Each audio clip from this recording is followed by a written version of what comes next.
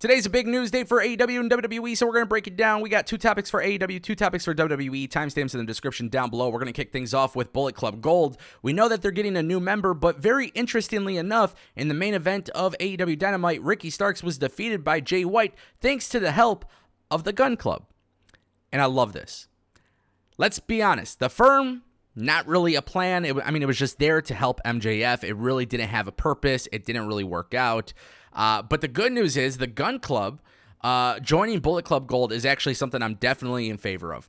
But I don't think that's where it ends, because AEW made the announcement that in the main event of Collision, we're going to see Samoa Joe and the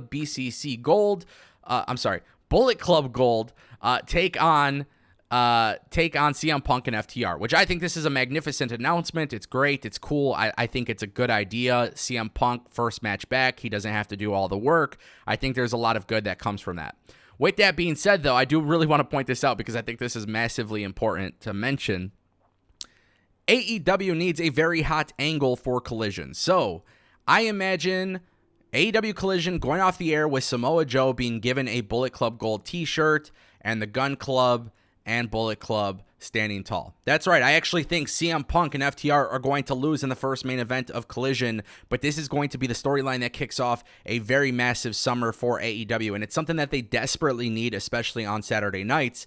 Now, the idea of them getting a new member was originally reported by Fightful Select, because Fightful Select came out and said, look, they're expected to get a new member imminently, and it looks like we could see 3 new members. Now, I actually thought the idea originally of Ricky Starks joining Bullet Club Gold could be a really good idea, because I think it would be a refresher to his character. And I love Ricky Starks. I think he's a top guy in the company.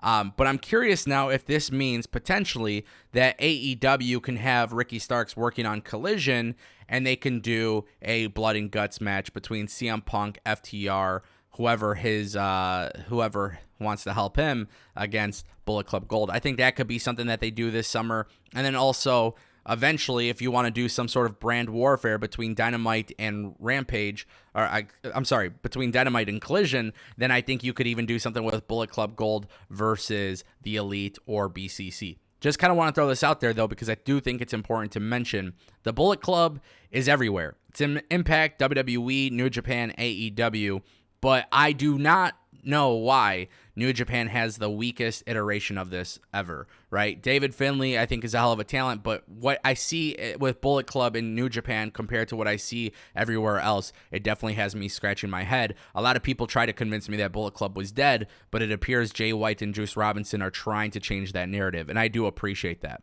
Staying on topic with AEW, Konsuke Takeshita. Guys, this has become one of my favorite storylines in AEW. It's far greater than the World Championship picture and pretty much every other title picture, and it doesn't even involve a belt. Konsuke Takeshita has become a full-fledged heel, and I absolutely love it. This guy doesn't really speak English very well, but for some reason he comes across as a major star and become a major star down the line. And it appears that AEW actually has that in their plans, because it looks like AEW, at least according to Dave Meltzer, they are eventually planning on turning Konsuke Takeshita into a massive babyface, which makes me intrigued, because obviously this is a long-term story. It's one of the few long-term stories that are actually on AEW television right now.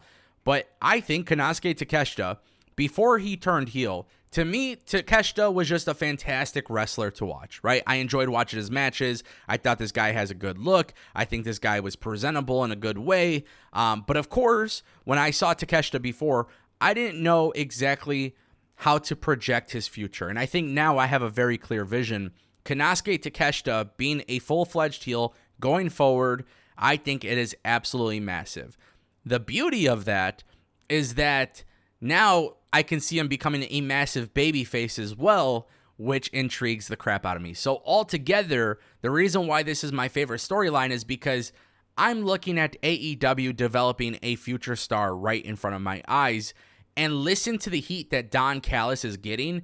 It just elevates everything. And I see a lot of people on Twitter, they're trying to compare Dom Mysterio to Don Callis, but I'm looking at this as like a really good thing, like a really good positive thing in pro wrestling. AEW has a very good heel who is getting really, really good heat. And I look at WWE and they have something as well. And I think that is awesome in wrestling, because for so long, it's almost always been cool to cheer the heels, and these guys are definitely getting the heat, and they're doing it the right way. Love it. With that being said, I want to turn our attention to a very, very interesting story, and especially in WWE. We got to talk about the Cavender twins.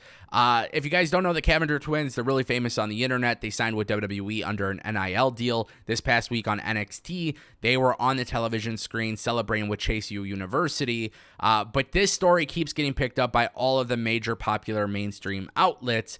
But there was a little tidbit that I saw from People magazine that was actually really interesting. A WWE source tells People the Cavender twins still have an active NIL deal with the pro wrestling company, but they are not currently signed to either a developmental contract or a main roster contract. Haley and Hannah were visiting WWE's Performance Center in Orlando, where NXT is filmed, this week alongside several other NIL recruits in order to see the facility and learn more about the company. Interestingly enough, they are not signed to a talent contract, but they were on television. Now, a while ago, I was told specifically that the Cavender twins could potentially be paired up with Tiffany Stratton as they learn and develop, which I think that's actually a really good idea. I think WWE has been doing a great job with the factions. I think Tiffany Stratton booking has been great. She's got the character work down. She's constantly improving in the ring. And I think the Cavender twins being alongside Tiffany Stratton makes a lot of sense. So altogether, I think this is a good move. Clearly, WWE has a lot of plans for them, and it just makes sense, right? When you look at WWE NXT being a developmental brand, you're trying to prepare the future for some big things.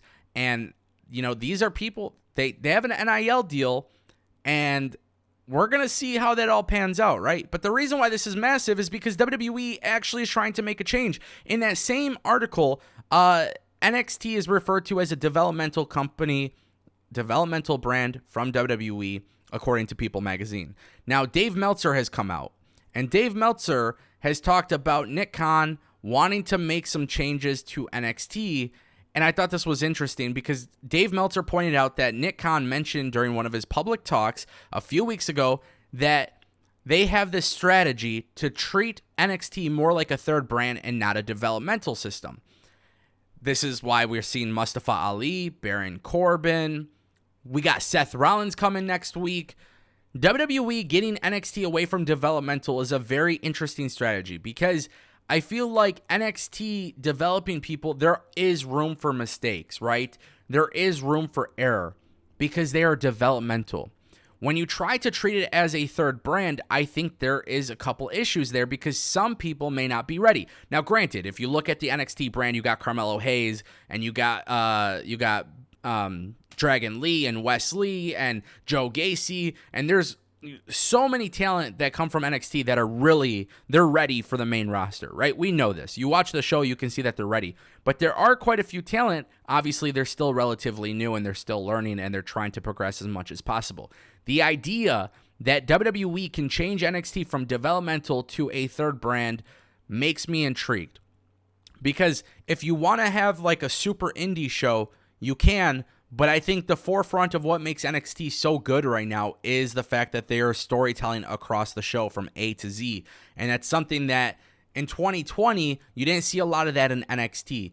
And I don't want WWE to change their formula because we're starting to see that other wrestling companies who have a different formula don't necessarily create that same level of excitement. I'm curious to see what happens. I'm very intrigued. Let me know what you guys think down below.